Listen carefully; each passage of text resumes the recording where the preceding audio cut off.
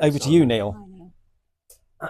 So there has been sort of what you might call anti-IP rhetoric at international level around patents in certain scenarios. For example, there was the COVID patent waiver, and there have been certain countries that have promoted compulsory licensing initiatives around um, certain industries. And last year, we felt there was a danger that this might be extended to emerging green technologies and sustainable technologies. Right. Certain countries that don't have perhaps um, such advanced manufacturing technological infrastructures might want to or feel that they should have access to certain, green tech, and clean tech. And what CIPA has tried to do is to show some of these countries why patents are in fact essential for innovation in their own countries, and how they can grow that sort of innovation, and foster it, and try and make the transition, start making the transition from manufacturing to knowledge economies. And we've done that by working with our international partners, so patent attorneys in countries in the global south, in Africa, in South America, and they've worked with us to find businesses, startups and SMEs that have been using patenting as an essential strategic tool, a business tool to attract investment, to scale up their businesses. And then we presented this at WIPO and at the World Trade Organization. We sought out ambassadors from countries that are quite influential in the global south, because it's important to show these countries who might not be aware of the importance of patenting to their own economies, the true nature of the importance of patenting to grow small business and to grow innovation. Yeah. Because what we would say is, and we don't want to be seen to be lecturing these countries. You don't want the global north to be seen to be lecturing the global south. So we want to showcase these fantastic, innovative businesses in the global south, and showcase them to their own governments and their own WTO ambassadors. And we've been initially pretty successful in doing that, and we've managed to find, for example, a nanotechnology company in Colombia that presented to quite a prestigious audience at the World Intellectual Property Organization just up the road from the WTO.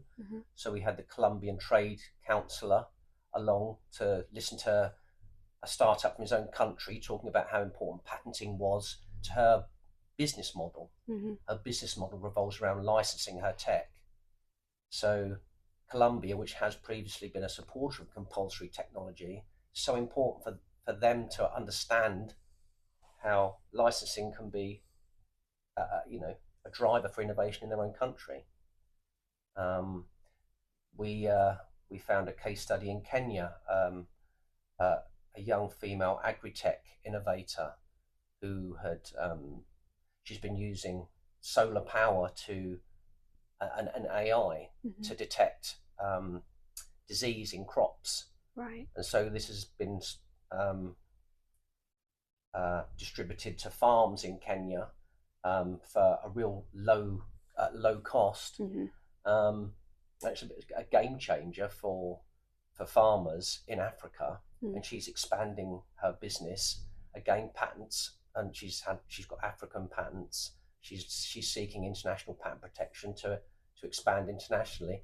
Patenting is essential for her to grow her business. And we don't think that's well understood in certain countries that seek to roll back IP rights. So that's what we're doing with the help of patent attorneys in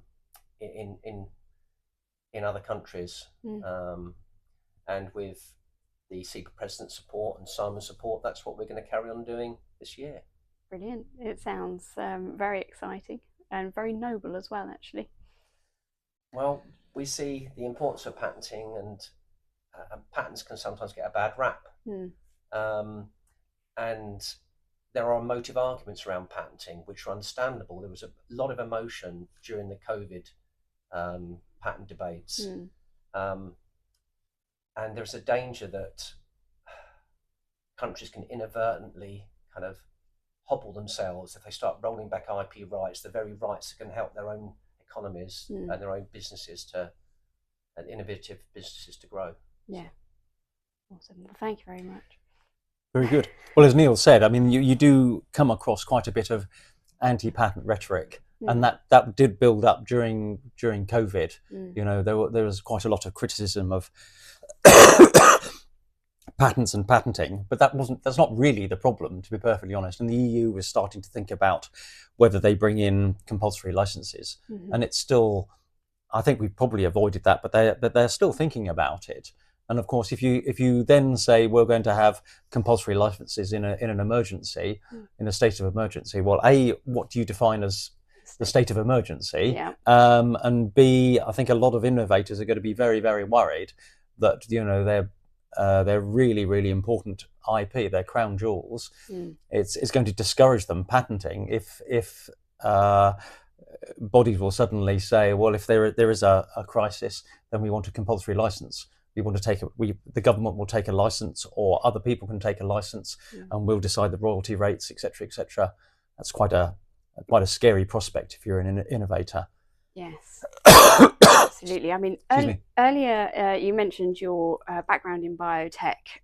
Yes. And how sort of are you going to be defined by the sort of specific challenges of the life sciences sector in your presidency?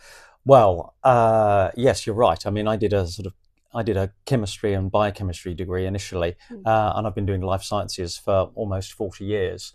I think it's a fascinating area to be in, but it does affect IP in some unique ways. So, for example, with the pharmaceutical sector, you're dealing with SPCs, supplementary protection certificates.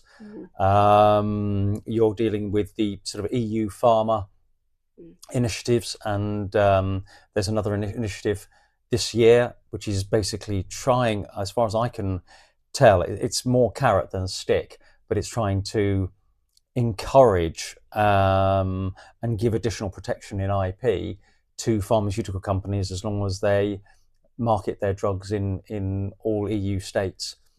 So there are some unique things for I suppose life sciences and pharmaceuticals in the IP world that you may not get, I suppose, in other technological sectors.